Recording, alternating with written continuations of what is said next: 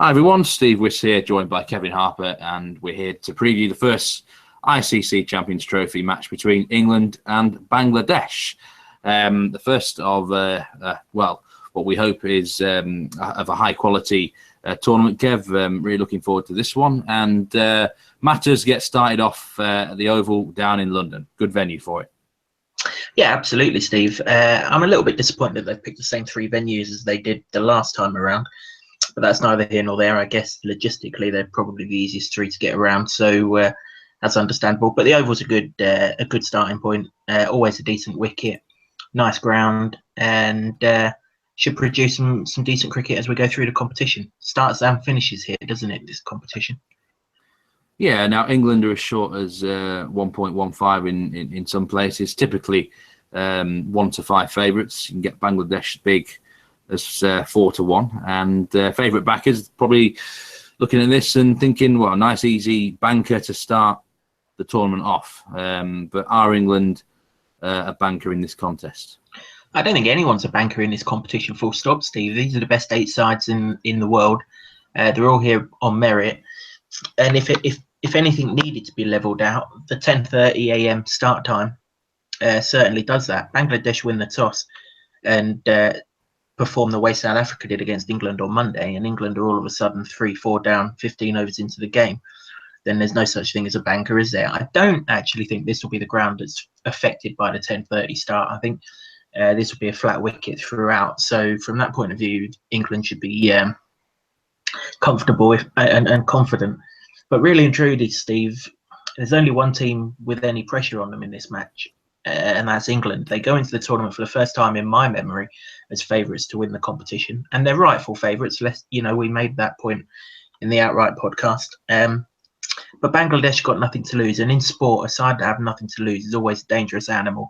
If anything, they might feel they've got a point to prove, but they haven't really. They are here on merit. They've just got a chance now to really play their best cricket, showcase their skills, of which they've got plenty.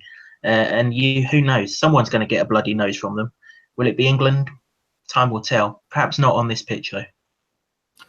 Now, for those who didn't listen to our Outright Tournament podcast, for those who haven't, then why the bloody hell haven't you been listening, Kev? That's all I can say.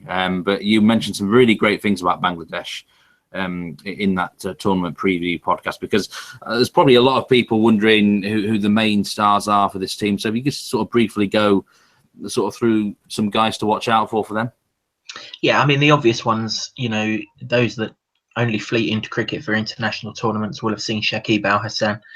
They'll have seen Tamim Iqbal. They're the kind of two that carried a sort of poster boy image, if you like. But really and truly, you can look beyond them now. There's a new generation of Bangladeshi cricketers coming through. Mustafizur Rahman was a superstar this time last year. Injuries and maybe a slight being found out has kind of negated that somewhat. But he's still a very, very good cricketer. And in these conditions, he should go really well. Sussex didn't see an awful lot of him last year, but what they did see of him was very successful. And another one that I really like, he's not an actual certainty to play in this game, such as the strength that Bangladesh have all of a sudden, is Shabir Rahman, the batsman, or batter number 3 if he does play. Got a lot of shots, very powerful. Not technically the best, but a typical young player, likes to get on the front foot, hit the ball hard. Very much in the sort of Alex Hales mould, albeit not as tall as him. So there's two to watch out for, but they've still got plenty of that experience from the past. Mushfiqur Rahim, Mashrafi Mortaza, captain of the side. They're still around. Mahmudullah as well. He's got a decent record against England, so he'll fancy his chances here. They're a side that they're a steady side now. They certainly can't be underestimated. Yeah, absolutely. I mean, I personally see this game. I think England will win the game, but I don't think it will necessarily be an absolute cakewalk. And you're certainly not going to be backing England in any form in this particular game, are you? No, I mean, the price is too short. As I said earlier, they're the only ones playing with pressure, and I never like to sit on the side of pressure in any bet that I place. But at the same time, I wouldn't want to take a handicap. For various reasons, really. I've just suggested that Bangladesh aren't as bad as perhaps they're being made out to be. Another reason why I wouldn't want to take a handicap really this tournament's all about winning, isn't it? You win 5 games, you're the champions, whether you win them by 5 runs or 500 runs. So that would be another concern. And also, it's the first game of the tournament. We don't really know what Bangladesh are all about, do we? We've seen them in a couple of warm-up games. They challenged very strongly in the first one, didn't they, against Pakistan? Got wiped out by India in the second one. But you can't really take warm-up form for granted. I mean, particularly the ones at Edgbaston, they were playing on like 30-yard boundaries. It was ridiculous. So, you've got to take all of that with a pinch of salt. I'd prefer to see how Bangladesh are going, albeit I don't think they'll be as bad as people are touting them out to be. Let's talk about your bets for the game then. We're going to start with over 9.56s. And I've got to say, when I saw this particular bet on the on your website, I was really surprised by how low the line was. I know, in 50-over cricket, the tendency is obviously sixes are not going to be as many as in T20, and there's a danger that Bangladesh could potentially get absolutely battered here. But this does look a bit on the low side, doesn't it? The Oval, Kev, especially as you have mentioned in the tournament podcast preview, that the wicket should be pretty flat. Should be flat, particularly for the first game. Obviously, I think all 3 of these pitches will not deteriorate, but they won't be as pristine the longer that the competition goes ahead. But it should be really good here. Surrey haven't played a home game here in yonks. This time of year, Surrey take their games to the outgrounds anyway. So I'm expecting a good wicket. Obviously, the eyes of the world will be on this game, the opening ceremony before it, and all of the hurrah that goes around it. I mean, you mentioned there why the line's 9.5. If Bangladesh bat first, you would think it would struggle to cover, but I disagree with that. They've got some hitters of a cricket ball. Tamim Iqbal can destroy any attack. Doesn't care who they are. If you pitch it up to him, it's going. And there were a few others in this side that can do that too. I mentioned Shabir a minute ago. He's a big hitter. Shakib, he's probably one of the best slog sweepers in the world. Mushfiqur might be a small guy, but he can belt it a long way. Mahmudullah as well. They've got some hitters, Bangladesh. So even if they are shot out of sort of 200, 220, then I can still see them hitting a few sixes, particularly here where the straight boundaries are quite short. Since that OCS stand came up, the straight boundaries has been short, and the work that's gone on to the Oval since then, they seem to get shorter and shorter each year. So the straight boundaries are definitely going to be accessible in this game. I would imagine even if England are chasing a low total, they're going to go after it.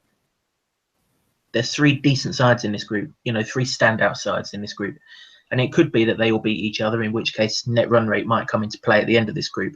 So the one that can wallop Bangladesh the biggest, that could make a real impression on the group table at the end. So I'd expect England to go out with an aggressive intent. That's the way they bat anyway, whether they bat first or second. Obviously, if they bat first, the chances are that this line will get covered in one innings. But I think Bangladesh will contribute to the 6 hitting as well. So I can see the total going into double figures in this first one. Yeah, I completely agree with that. I think that's a really low line, and certainly if England bat first, it could be very much happy days. It could get ridiculously over this line.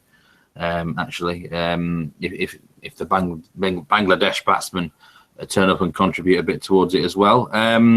In that tournament preview podcast, you mentioned Shakib Al Hasan as potentially being the best all-rounder in the world, and therefore it makes sense for you to back him on a performance line in this game, and it's as low as 46.5. And when someone is contributing in all aspects of the game, it does look pretty low, doesn't it? Yeah, we've covered these kind of performance bets on many a cricket podcast, Steve. I don't actually rate him as the best ODI all-rounder in the world, but he is that in the world rankings. There are a couple who are better than him for me, but that doesn't mean to say that I don't rate him. He's a very, very good cricketer, and like you say, he's given an important role in this side. He'll bowl turnovers of left-arm spin, and if England do have a weakness when they bat, is enough against left-arm spin. You just look at Maharaj for South Africa the other day. Even he was taking wickets against them, and he's no more than a dibbly-dobbler of a spinner, really. Shakib's got a lot more variety than that, a lot more guile, a lot more canniness, probably the wrong word, but he's a very clever bowler. When he bats, he's a solid batsman, a genuine batsman too. He's not one of those number 6s who just comes in for a bit of Reggie Biffington. He can genuinely bat. If Bangladesh are in a hole, he can nudge it, nerdle it, and get them out of it, or he can play the big shots should he need to. And being a big player, he's going to be fielding somewhere around the bat or in the important positions all throughout the competition. Really and truly, you're only looking at an average game for him to get 47 points. It's only a wicket, 20 runs and a catch, and he'll get that in more ODIs than he won't. But if he has a spectacular day with either bat or ball, he'll cover this too. He could quite easily hit 50 with the bat. He's done it before. He'll do it again. But I fancy he'll get a wicket against this England batting lineup. Might be interesting to see if they open with him, actually. Alex Hales, if he's got a weakness, he's not the best against spin early in his innings. And obviously Jason Roy's struggling a little bit. So there's wickets there for him, particularly the longer the innings goes on and England starts slogging him as well. So I think that line's low, Steve. I'd have that above 50, given the impact he's likely to have in the game. Why have England batsmen struggled against left-arm spin over the years? Well, certainly in the last decade or more. It just seems to be the left-arm spinners that want to bowl against English batsmen. Yeah, I think one England batsman in particular struggled against it, didn't he? And they kind of, the rot set in around him, really, didn't it? You know, much was made of Kevin Peterson not being able to play it, but really and truly, it was just a couple of pies from Yuvraj Singh that got him out, and a big hoo-ha was made of this great batsman suddenly struggling. I don't know what it is, really. You know, I can understand why right-handers struggle against left arms. The angle, if it doesn't turn, obviously it beats the inside edge, gets you LBW. I think DRS is a big part of that. I don't think it's just English batsmen. We should say that. Australia and New Zealand are equally as bad against it. He's just a very good bowler, Shakib, you know. Yeah. So, yeah, just to confirm, over 46.5 performance points. That's at Bet365. As a reminder, you get a point for every run scored, 20 points for a wicket, 10 points for a catch. And if he was to take a stumping in the game, he would get 25 points, although there isn't very much chance of that happening, is there, Kev? Unfortunately. Let's move on to the top batsman markets, and let's go top England batsman. You do have a pick here. Joe Root is the favourite, along with Alex Hales and Jason Roy. Well, Jason Roy, I've got to say, he doesn't look like he's capable of going past 10 runs at the moment, let alone being the top scorer for England. Kev, if it was up to me, I'm not sure I'd even start him right now, such as his poor form. The guy you like is Josh Buttler, isn't it? Yeah, absolutely. If this attack is going to get torn apart, Josh Buttler's the man to do it. He plays fearless cricket. He hits 360 degrees. He can hit seam. He can hit spin. And really and truly, Bangladesh's weakness is in that kind of time that Josh Buttler might be batting, sort of 30 to 45 overs, the kind of time that Mustafizur isn't bowling. He's fantastic at the death. But there isn't too many others that are great at the death. It's quite possible that they're leaving Taskin Ahmed out of this game. He's quite good at the death. He's got a bit of pace about him, but no one else in this side has. And I think you either need fantastic Yorkers or out-and-out pace. So at one end, there's going to be a kind of a hole, a void to be filled, really. And Buttler can definitely fill it. He's got 3 half-centuries in 4 innings in ODIs against Bangladesh. 2 of them were top-scoring efforts. That, as I say, that doesn't surprise me. He will, if England have laid the right platform, he will clatter this attack out of the park, as he will do any attack with the right platform. We saw that against South Africa at the Aegeus Bowl the other day, didn't we?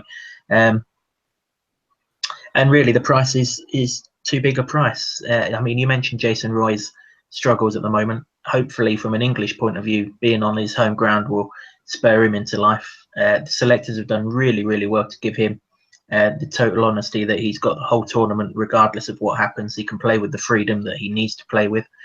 But even if someone goes big early on in the innings, if they're out for 60 or 70, something like that, then Buttler can catch that up later on in the innings. You know, he's going to be scoring sort of 2 a ball the longer he's in. And I just think he's a big price to sneak a backdoor win.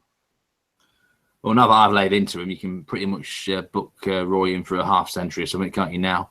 Yeah, Buttler, it looks a big price, only down the order, and he's capable of scoring really quickly. So, you know, even if it doesn't look like he's perhaps got enough time left, this bloke can just accelerate it to an unbelievable rate. Absolute top quality player.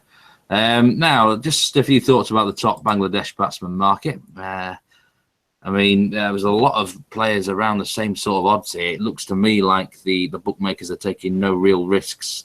Is there a big price for someone to get their teeth into potentially, just for a bit of a flutter? Well, it's a competitive heat, isn't it? I've backed Tamim Iqbal to be their top batsman for the tournament, and I'm hoping he gets off to a good start here. Really and truly, you can make a case for an awful lot of them. I would make reference to Mahmudullah's record against England. It's very, very good. He's not a certainty to play. In fact, they've not really given out too many impressions about what their batting lineup will be in this game. But if he plays, he's likely to bat 5 or 6. And if England have got some early scalps through the likes of Mark Wood, Liam Plunkett, Chris Wokes, then maybe he's one to watch. Whoever goes big in this, if it's not Tamim Iqbal, you probably want them in the middle overs when Adil Rashid and Moeen Ali are playing. Bangladesh are going to play spin an awful lot better than they're going to play seam, aren't they? So if you could find someone once the lineup's announced who's likely to be batting in the middle order and then middle overs, he could be the one to target. I'd throw Mahmudullah up as a chance if he plays and bats 5 or 6. Yeah, he's as big as 8 to 1 actually, so he could be the guy for those who really do want to get involved in this particular market. Thanks for your thoughts as ever, Kev, on this match, and we're going to be back tomorrow. It's another tasty fixture, Australia against New Zealand. Really looking forward to discussing that one, but let's hope we can get off to a winning start. Just a reminder, your 3 picks for the first game: over 9.5 sixes. That's at William Hill. Shakib Al Hassan performance over 46.5 points. That's at Bet365. Josh Buttler, top England batsman, at 9 to 1 with Ladbrokes. Thanks very much, Kev. Best of luck with those, and we'll see you tomorrow. Cheers, Steve. All the best.